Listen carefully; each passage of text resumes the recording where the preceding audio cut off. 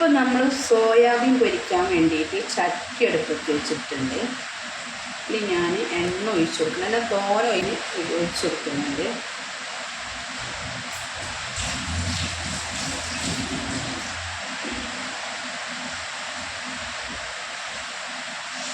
അപ്പോൾ ഇതിന് നമ്മൾ സോയാബീൻ ഇട്ട് കൊടുക്കാം,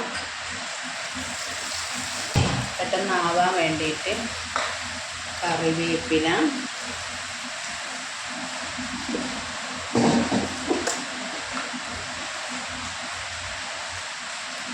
മുളക് പൊടി,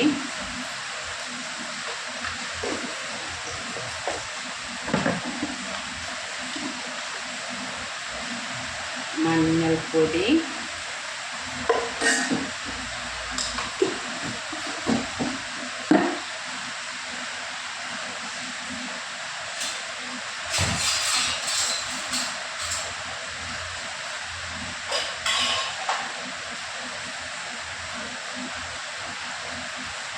ആവശ്യത്തിന് ഉപ്പ് ഇട്ട് കൊടുക്കാം.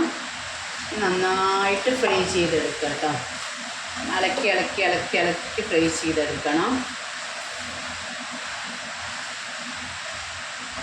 ഈ വെളുത്തുള്ളിയൊക്കെ ഞാൻ ഇതുപോലെ അരച്ചിട്ട് എടുത്തേക്കുക ചെയ്യാം കേട്ടോ. അപ്പോൾ ഒരു 1/2 ടീസ്പൂൺ അളവിൽ ഇഞ്ചി വെളുത്തുള്ളി പേസ്റ്റും കൂടെ കൊടുത്തിട്ടുണ്ട്.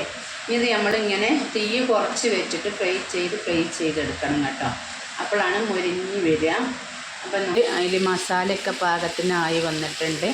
എണ്ണ ആവശ്യത്തിന് ഒഴിച്ചു കൊടുത്തിട്ടുണ്ട്. എന്നിട്ട് നമുക്ക് ഇത് ഫ്രൈ ചെയ്തെടുക്കാം. ഇതൊക്കെ വെള്ളമൊക്കെ വറ്റി നല്ല ഫ്രൈ ആയി വന്നിട്ടുണ്ട് കേട്ടോ. അപ്പോൾ നമുക്കൊന്ന് നോക്കാം. ആയി കിട്ടിയിട്ടുണ്ട്. ഇതിലേറെ ഡ്രൈ ആയാലും ഒരു ഉറപ്പായിരിക്കും കേട്ടോ. അപ്പോൾ എത്ര മതി കേട്ടോ. ഇങ്ങനെ ആകുമ്പോഴാണ് മക്കൾക്ക് കഴിക്കാൻ ഇഷ്ടമാകുക. അപ്പോൾ നമുക്ക് ഇത് തീ ഓഫ് ചെയ്തെടുക്കാം. നമുക്ക് ഇതിൻ്റെ മുകളിൽ കുറച്ച് മല്ലിച്ചപ്പും കൂടെ ഇട്ട് കൊടുത്തു കഴിഞ്ഞാൽ നമ്മളെ സോയാബീൻ ഫ്രൈ ഇവിടെ സെറ്റ് ആയിട്ടുണ്ട് കേട്ടോ. റെഡി ആയിട്ടുണ്ട്. ഓക്കെ.